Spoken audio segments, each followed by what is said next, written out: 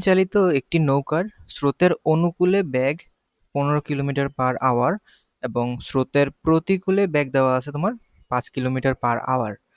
এখন 5 কিলোমিটার প্রস্থ বিশিষ্ট একটা নদীতে একজন মাঝি এ বিন্দু হতে সোজা অপর পারে বি বিন্দুতে পৌঁছানোর জন্য যাত্রা শুরু করছেন এবং বি বিন্দু থেকে 5 কিলোমিটার দূরে সি বিন্দুতে একই সময় অন্য আরেকজন ব্যক্তি সে 4 কিলোমিটার/আওয়ার বেগে বি বিন্দুর দিকে অগ্রসর হতে থাকে। অর্থাৎ আমাদের এখানে যে সিনারিওটা দাঁড়াইছে সেটা হচ্ছে অনেকটা এরকম যে ধরো নৌকার এখানে ব্যাগ আছে, স্রোতের এখানে ব্যাগ আছে, কোনোটাই কিন্তু বলা নাই। এখানে তোমার স্রোতের অনুকূলে এবং স্রোতের প্রতিকূলে মাঝি যে চালায় যাবে, তো সেটার একটা সম্ভাবনাময় একটা ব্যাগ দেওয়া আছে। তার মানে এই যে স্রোতের অনুকূলে প্রতিকূলে ব্যাগ যে দেয়া থাকে প্রশ্নে, সেটা অ্যাকচুয়ালি তোমার নৌকা স্রোতের অনুকূলে প্রতিকূলে যাচ্ছে এমন না।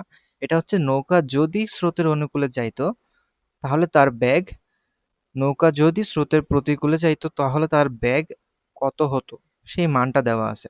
সো আমরা যেহেতু জানি না আমাদের নৌকা এবং স্রোত কোনটার বেগ কত, সো আমরা ধরে নিলাম, আমরা ধরে নেই নৌকার বেগ হচ্ছে ইউ এবং স্রোতের বেগ হচ্ছে ভি।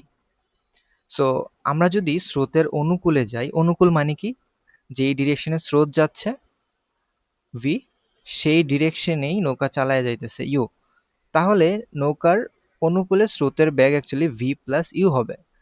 ঠিক আছে, আপেক্ষিক বেগের অনুযায়ী আর কি। সো নৌকার অনুকূলে যখন যাবে তখন তাদের যে যোগফল সেটা হবে তোমার 15, এবং প্রতিকূলে যখন যাবে, প্রতিকূল মানে কি, তোমার স্রোত যদি সামনের দিকে যায়, নৌকাটা স্রোতের প্রতিকূলে অর্থাৎ বিপরীতে চালানোর চেষ্টা করতেছে, তাহলে এই কেসে অবশ্যই তোমার নৌকার যে বেগ সেটা স্রোতের বেগের চেয়ে বেশি হতে হবে না? চিন্তা করো তো, তোমার যদি এখানে V is greater than U হয়, অর্থাৎ স্রোত যদি তোমার নৌকার চেয়ে বেশি হয়, তাহলে লব্ধি বল কোন দিকে হবে?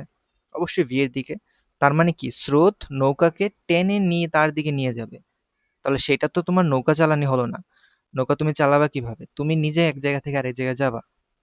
তার মানে স্রোতের প্রতিকূলে তোমাকে যেতে হলে অবশ্যই তোমার ইউ গ্রেটার দেন ভি হতে হবে যদি তোমার ইফেক্টিভ নৌকা তুমি চালাতে চাও।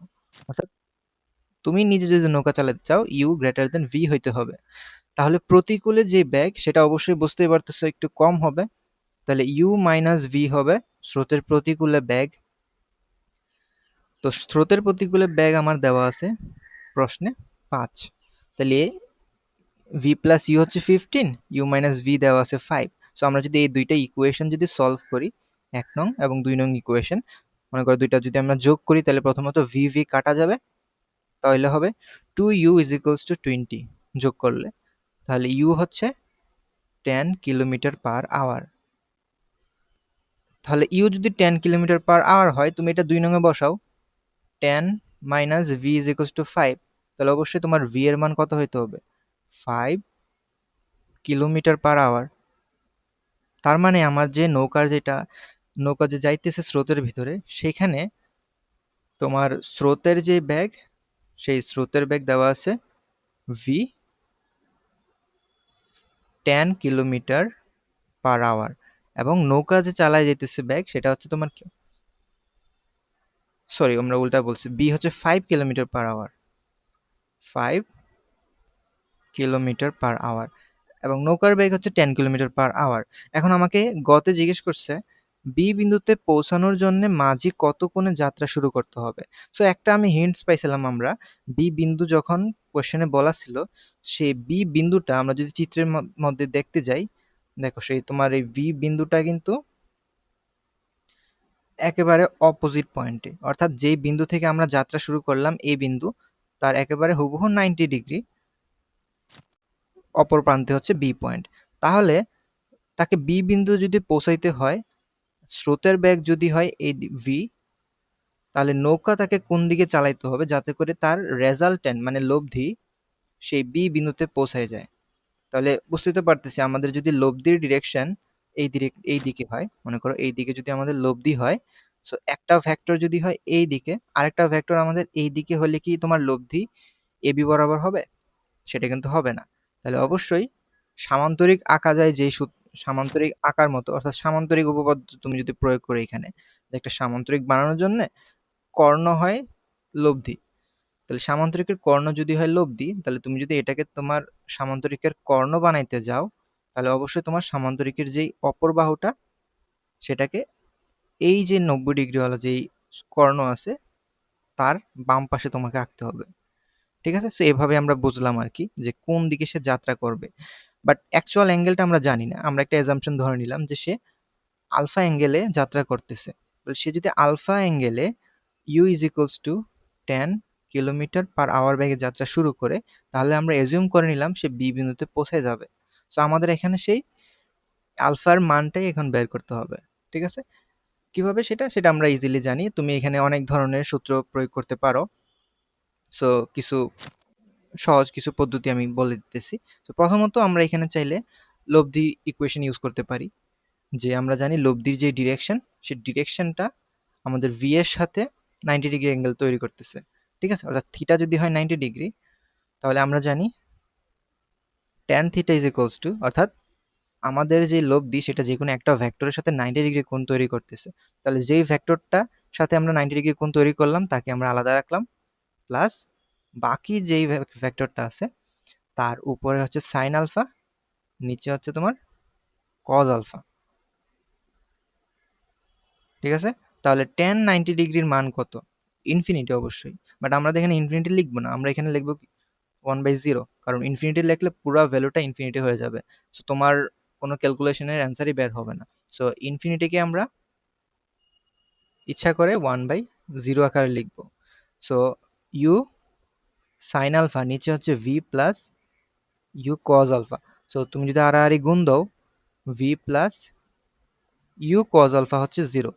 তাহলে v plus u cos alpha যদি 0 হয়, তাহলে আমাদের কজ আলফার ভ্যালু কত হবে? কজ আলফা হচ্ছে মাইনাস ভি বাই ইউ।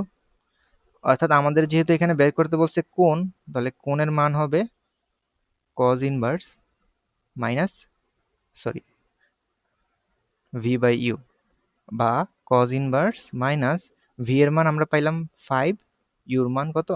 10। হ্যাঁ, ভি এর মান 5, ইউর মান 10।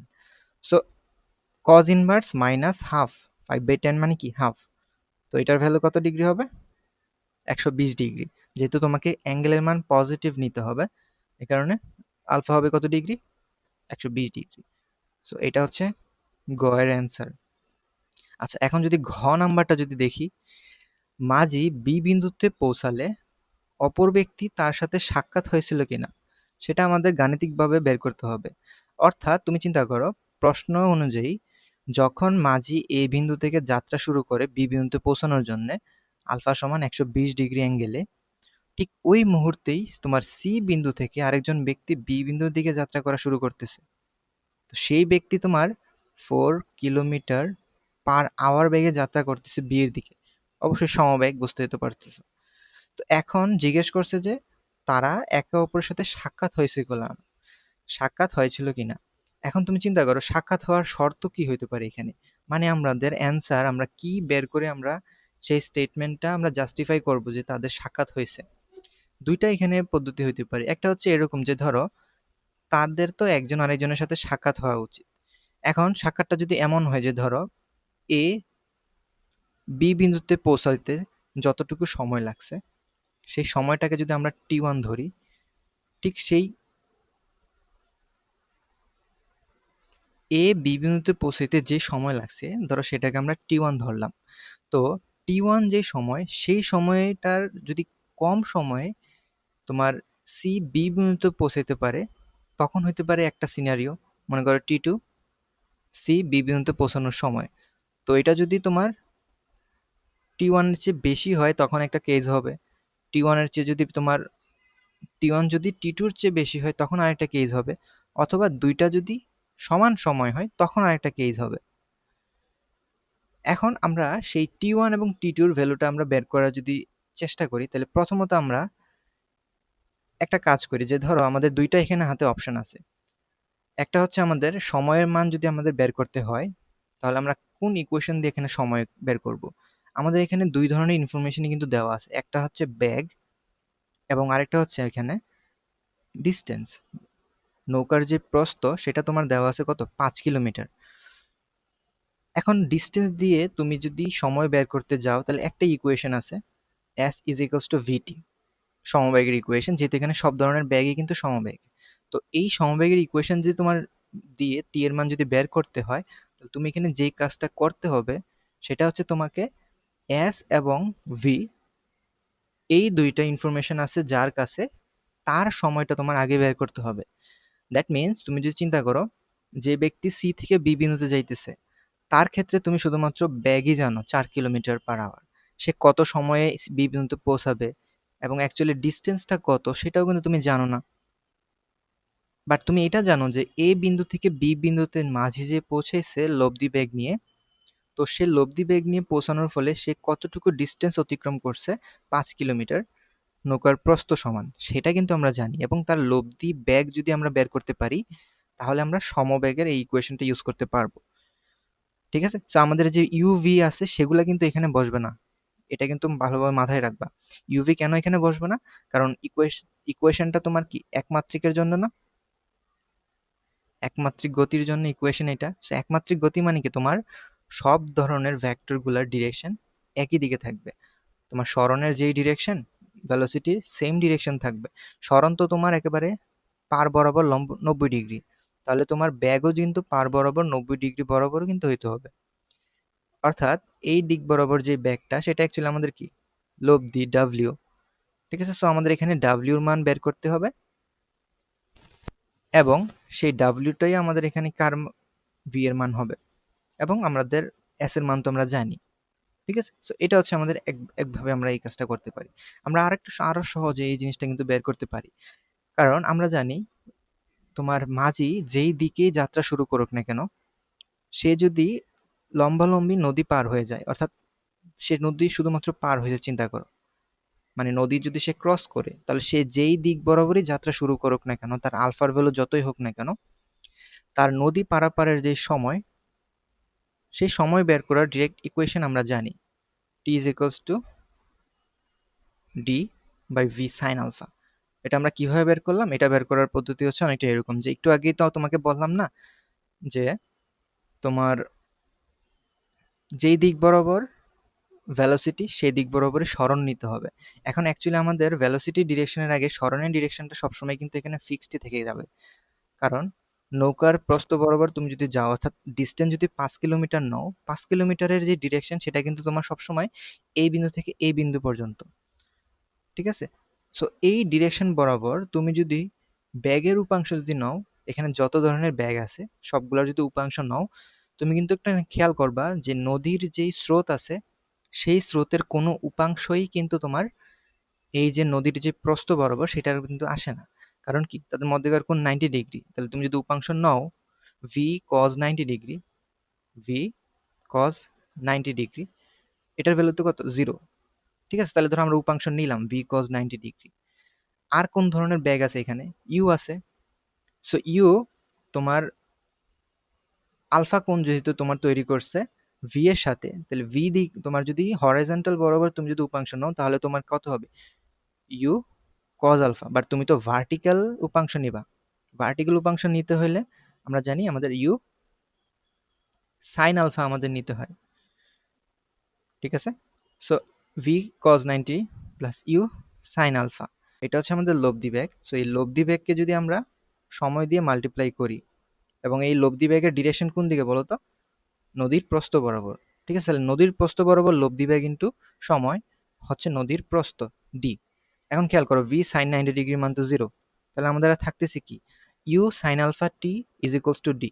আমাদের কিন্তু এখানে সেই ইকুয়েশনটাই কিন্তু আমরা লিখলাম, u sine alpha into t is equals to d, তাহলে টি হচ্ছে d by u sine alpha. So d এর মান আমাদের 5 কিলোমিটার, ইউর ভ্যালু কত আমাদের 10 kilometre per hour into sine alpha. So sine 120 ডিগ্রির মান সেটা আমাদের এখানে বসাইতে হবে। ঠিক আছে, সো আমাদের যদি এখানে ক্যালকুলেশন করি আমাদের রেজাল্ট পাই 0.577 আওয়ার হয়। আচ্ছা, সো এটা তো আমাদের অ্যান্সার না। সো আমাদের অ্যান্সার পাওয়ার জন্য এখন কি করতে হবে, এখন দেখো আমাদের যেই স্টেটমেন্টটা আমরা এখন পাইলাম সেটা অ্যাকচুয়ালি কি বোঝাইতেছে আমাদের, যে তাই সে এই বিন্দু থেকে বি বিন্দুতে যাওয়ার জন্য তার 0.577 আওয়ার লাগতেছে। এখন এই সময়ের ভিতরে তোমার যদি সি বিন্দু থেকে বি বিন্দুতে ব্যক্তিটা পৌঁছাইতে পারে, তখনই আমাদের কি করতে হবে যে এই সি বিন্দু থেকে সে যদি বি বিন্দুতে পৌঁছাতে পারে তাহলে এই সময়ের ভিতরে, তাহলে আমরা বলবো কি তাদের সাক্ষাৎ হয়েছে। ডিস্টেন্স কিন্তু অলরেডি দেওয়া আছে, বি থেকে 5 কিলোমিটার দূরে সি বিন্দু। সো 5 কিলোমিটার দূরে যেহেতু ডিস্টেন্স দেওয়া আছে, সো আমরা ইজিলি সময় T2 যদি আমরা বের করতে চাই, সো সেটা কত হবে, তোমার ডি বাই, আমরা কি লিখলো, U1 লিখলাম, 5 কিলোমিটার ডিভাইড বাই সে যাইতেছে কত, 4 কিলোমিটার পার আওয়ারে। So 5 kilometre divide by 4 kilometre per hour বা 1.25 আওয়ার। এখন তুমি খেয়াল করো তোমার যে T2 এর মান, সেটা তোমার T1 এর মানের চেয়ে কি বেশি লাগতেছে না? অর্থাৎ তুমি এখানে কি বলতে পারো যে ধরো এ বিন্দু থেকে মাঝিটা বি বিন্দুতে পৌঁছে গেছে 0.577 আওয়ারে, বা ধরো আমরা অ্যাপ্রক্সিমেটলি বললাম 30 মিনিটে। ঠিক আছে, সো মাঝি 30 মিনিটে সে বি বিন্দুতে পৌঁছে গেছে, কিন্তু 1.25 আওয়ার মানে কত, অ্যারাউন্ড 1 ঘন্টা প্লাস 15 মিনিট, তো 60, 70, 75। সো 75 মিনিট লাগতেছে তোমার সি বিন্দু থেকে ব্যক্তিটাকে বি বিন্দুতে পৌঁছাইতে। তো সি বিন্দুটা বিন্দুতে পৌঁছানোর আগেই তোমার মাঝি বি বিন্দুতে পৌঁছাই যাবে। তাহলে সে কি পৌঁছানোর পরে সি বিন্দুতে যে ব্যক্তিটা ছিল তার সাথে কি সাক্ষাৎ করতে পারবে? এখানে অ্যান্সার দুই ধরনের হতে পারে। একটা হচ্ছে হ্যাঁ, সে যদি বি বিন্দুতে যাওয়ার পরে ওইখানে বসে থাকে সি বিন্দুতে যে ব্যক্তি সে আসার জন্য, তাহলে সে সাক্ষাৎ করতে পারবে। অথবা তুমি যদি অ্যান্সারটা এরকম ভাবে দিতে চাও যে এ বিন্দু থেকে মাঝি বি বিন্দুতে পৌঁছানোর পর ওইখানে কাউকে দেখতে পায় নাই, কারণ সি বিন্দুতে যে ব্যক্তি বি বিন্দুতে আসতেছিল তার আসতে এখনো অনেক সময় লাগবে। তার মানে তুমি কি বললা, তুমি এখানে যাওয়ার পর সি বিন্দুতে দেখতে পাও নাই, এই কারণে তুমি ওই ব্যক্তিটাকে যেহেতু দেখতে পাও নাই, তুমি সরাসরি বলে দিলা যে তার সাথে সাক্ষাৎ তোমার হয় নাই, তুমি এখান থেকে চলে গেছো। সো এখানে অ্যান্সারটা দুই রকম ভাবে হইতে পারে না? এই কারণে কি করবে তোমরা অ্যান্সারে, যখন অ্যান্সারটা লিখবা লাস্টে যাওয়ার পরে একটু বিশ্লেষণ করে লিখতে হবে, বা একটু ব্যাখ্যা তোমার সঙ্গে লিখে দিতে হবে। তুমি যে অ্যান্সারই দিবা সেই অ্যান্সারটাই কিন্তু রাইট হবে।